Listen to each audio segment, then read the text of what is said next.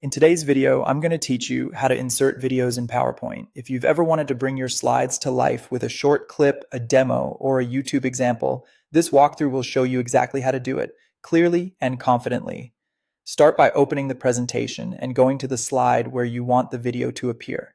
At the top of the PowerPoint window, you'll see the ribbon, which is the row of tabs running across the screen.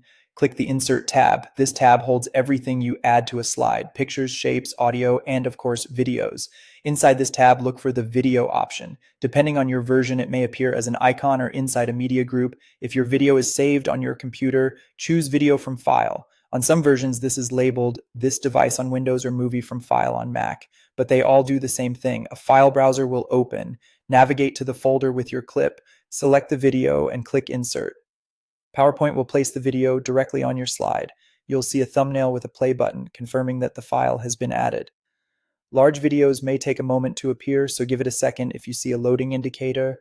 Keep in mind that the size of your presentation can grow when adding high-resolution clips, so choose a file that suits your needs and avoids unnecessary bulk. If you'd rather use a YouTube video, choose the online video option.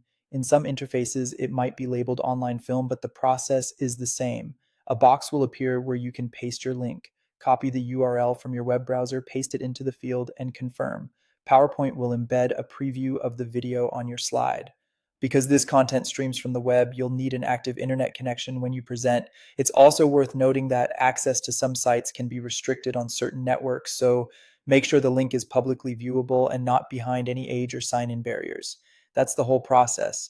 Insert, choose video, pick either a file from your computer or an online link, and let PowerPoint place it on the slide.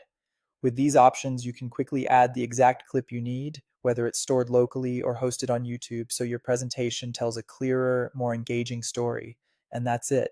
If you found this tutorial helpful, don't forget to like this video and subscribe to my channel for more PowerPoint tips and tutorials.